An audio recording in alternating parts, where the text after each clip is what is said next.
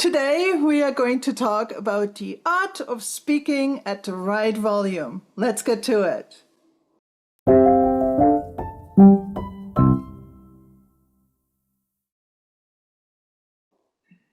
Hello and welcome to another episode of Culture Connection Conversations, where we bring you relatable stories of diversity. Hi, I am Filomena, based in the Netherlands. And I'm Claudia from Luxembourg. I'm a change and cultural trainer, working with individuals and teams on improving productivity and also work happiness. Yeah, and I'm a coach helping professionals, leaders, as well as their teams uncover the root of problems, custom craft solutions so they can avoid conflict and thrive. You call us when, as a leader or entrepreneur, you're struggling, results are going down, or there's friction. Yes, let's get started. Before we start, here's today's whimsical tidbit for April 8th. Do you know, Claudia, I found two today. The first one is, I think, rather funny. It's that Dirty Harry, also known as Clint Eastwood, became the mayor of a little city in the United States called Carmel, and this was back in '86. I actually went there. It's a really nice place in the States. So Clint Eastwood has been very busy, not only with acting, but also being the mayor. He must have been incredibly busy in this city, small town, sorry. And secondly, Jacques Brel had this fantastic song called Ne me quittez pas, which I think is a classic. And I listen to it a couple of times a month because I very much enjoy this song. Did you know it? Ne me quittez pas? Not, but I will most certainly check it out. You should, because it's worth it. Look it up. Jacques Brel, Ne me quittez pas. Fantastic. And now back to our regular programming. Yeah.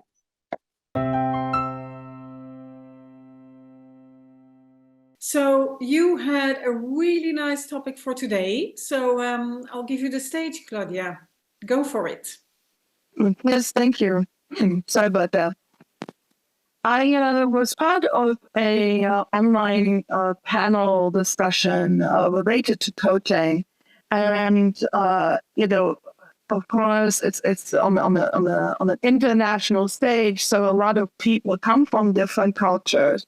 And as we were debating a particular topic, there was this one very lovely Italian gentleman who just really got into the topic, and in the typical Italian exuberance started getting really loud and gesticulating, and he was so passionate about what he was saying. And his colleague, who was from the US, just joined right back in, and they were just having a grand old time in this panel discussion. This was on Zoom, mind you. And I added my couple tidbits there. I didn't have any trouble, joining in, but I could see that our colleagues from the Asian countries, they just happened to be from the Asian countries, namely Japan and South Korea, that were also in the panel discussion, just became smaller and smaller in their seats and withdrew more and more. It was just kind of really taken aback.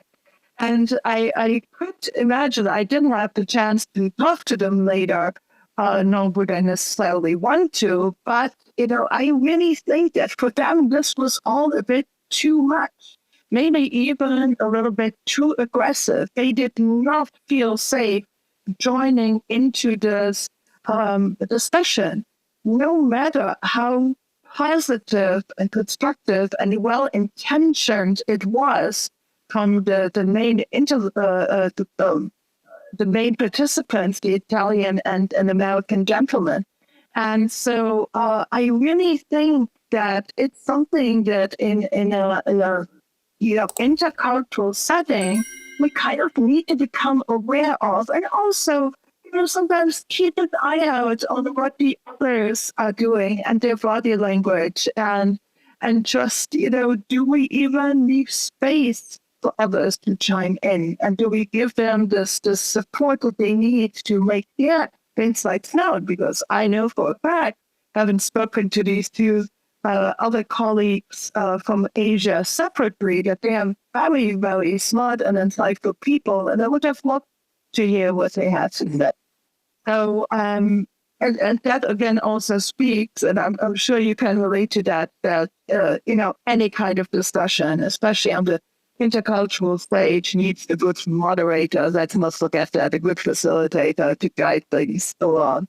So that's sometimes, just modulating the intensity of your exchange can be important as well.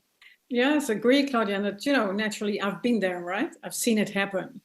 And I think it's very much cultural related, because what I see a lot, and I think it's also the case in the Netherlands actually, is that the more silent people in a call or meeting, if you like, and there's a difference in online and physical meetings, that the ones that are more silent are sort of overlooked. Whereas I've discovered that in general, the ones that remain silent a bit longer have a lot of interesting stuff to say. And it's also very much unconscious. I think, you were born and raised a certain way, and you have your personality and behavior and communication elements, and this means you do this unconsciously, and we should do it consciously. Like you say, when you have high body language and you talk like that, and you're very much present in the room, and you're enthusiastic or passionate about a certain topic, or you want to convince people, right? You kind of blow others out of the room, so to say. But also, when you talk, don't forget to listen, right? Even if you're loud, it's fine, but listen, right? And also give the ones that are a bit more silent or a bit more restrained in expressing their opinion or showing body language, give them the stage, because in general, it's very much worth your while. And what I see in the Netherlands, for example, that opinions are shared rather bluntly, right? We are used to it, but it's pretty blunt for other cultures. And we should be conscious, right? That is to say, if we want to get the deal done or get the message across, or there is an interest, also from financial point of view, we have businesses to run, right? You need to slow down every now and then. So what I do, it's because of my cultural studies. Before I enter a room, I just take like 1 minute to sort of zoom out or zoom in, if you like, and then you enter the room, which enables you to listen and to focus on the people present in the room. And you will know within a few seconds they are loud or they're not, right? Within a minute after you entered, you will know how to react. And does this imply you have to change yourself? No, I don't think you should ever. But being aware of your opponents is imperative to get things rolling. But absolutely, and you're right. Just this one moment of settling your energy and going into this open state, open mind to really rock in there open to get kind of the lay of the land, as you wish. Because, nobody wants the Italian gentleman not to be exuberant, but there needs to be a space also for others to be heard. Also, I think that sometimes it has to be said.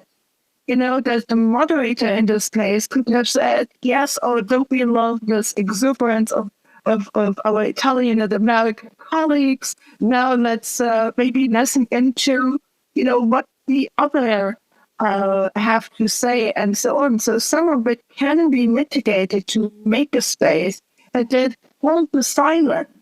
Because some people, it doesn't even need to necessarily relate to culture, but some people are stream of consciousness thinkers. They have to talk through it as they process it, which I am very much, I fall into that category. Versus others need to think through it before they then give the fully digested answer if you want a fully fledged answer. And, thinking takes time. So Yep.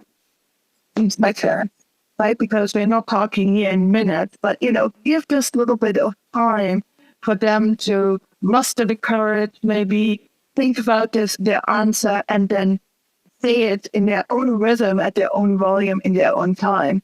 And I really think cultural intelligence also means knowing how to communicate in a more in a better, in a more open way, including all different kinds of people from all kinds of different cultures. And that's being mindful that, I will need super side, or, I'm on the quieter side. Maybe I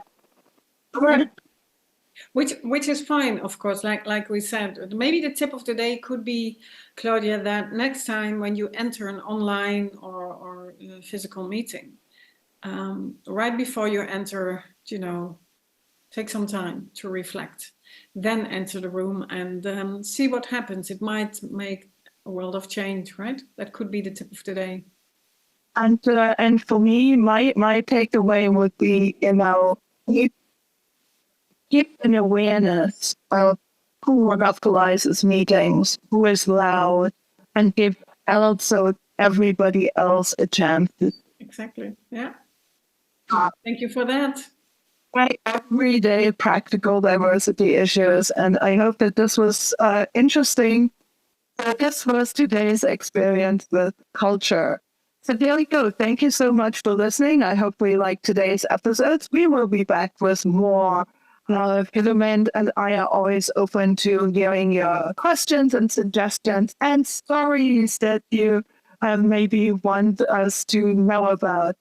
You can contact us on social media. Our contact information is also included in the show notes to this episode. Show us some love by subscribing, liking, or otherwise engaging with our content, and we will be back with much more. Thank you, Philomena. This was fun. Thank you, Claudia. See you.